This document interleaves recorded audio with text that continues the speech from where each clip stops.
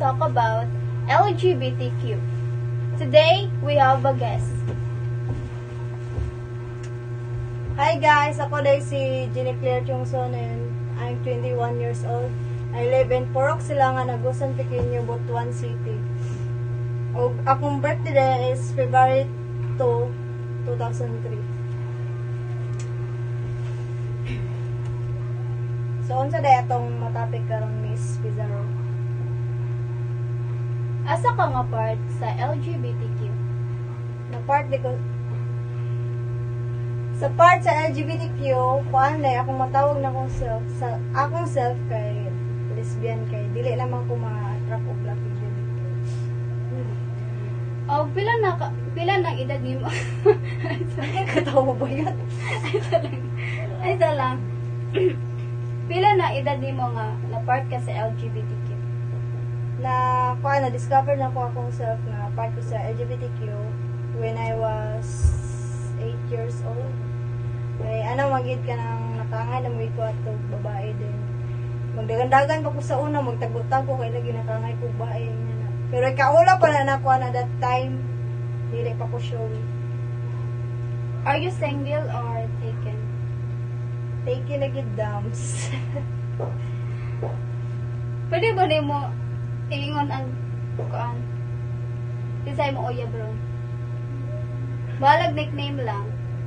Ako rin, yung bro na yun si Joy. Lovely Joy Pizarro. Kailan ang ka na, day? Naka-experience na ba ka nga naitao nga against sa imong pagka-LGBTQ? Wala pa yun. Ay, naade ay kuan akong lola. Kay ano man? Kay lagi, makasasala, Diyos nung libis yun. Pero, suporta ka imong family sa imong LGBTQ? Oo. Kaayo. Ang sa kaayo? 101%.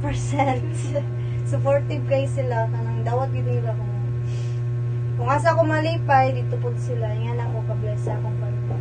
Happy ka sa imong sa imong relationship sa babae? Yes!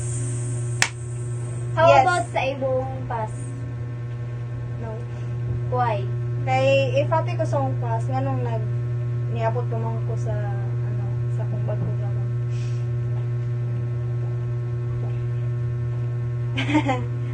Pwede ba mo isulti sa mga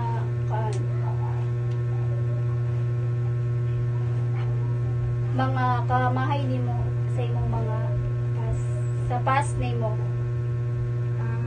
Ang mahayan ako is, wala ko nang bilin sa akong kagalingan sa mga. Maski una pa na ako sila, maski una ko na ako sila, wala na ako nagunaw na sa akong self. Mao na regret sa akong life.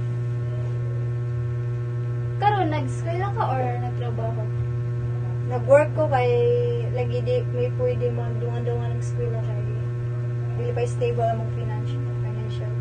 So, kung if makaluluwag, pwede akong mag-eskwela.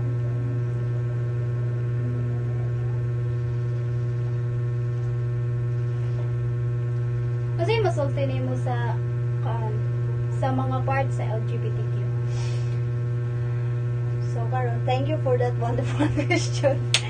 Ako ding masulti is, kung unsa man ta karon, kung na may uban nga katawan na ta, na may uban nga ikaulaw ra ta, na may uban nga i-judge ta, dapat di ta magpadala na kay, dapat ipakita na to, sikinsa gid ta kay, diya man ta malipay. At ang importante sa ato is wala tay yapakan nga tao, as long as happy ta sa atong gibuhat, wala tay na bother for the go. Mo agree ba ka kung naay ka ng kasal sa LGBTQ diri sa Pilipinas?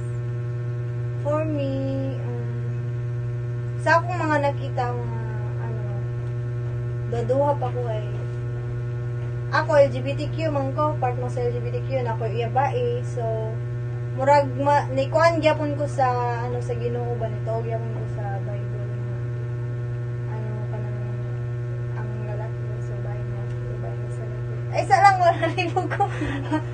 Kanang, kuhan, makita gyapon ako nga sala gyapon murag. Dodo ako nga, bisag part ko sa LGBTQ, dili gyapon ko nga tantong supportive yung Kana ay, kanang babae ni mo ron, makaingon ba ka nga na siya sa imong future soon? So, para sa ako, oo. Kaya nga naman, Wala ko kabalo, pero nakita mo na ginawa siya sa future. Pero dili ko nag-ingon nga, kanang long lasting na gid mi kay di man ako sure nga mas hindi mabagoy ang una-una nga magbinya siya po basta siya family, pero as long as nga napako sa iya stay with me.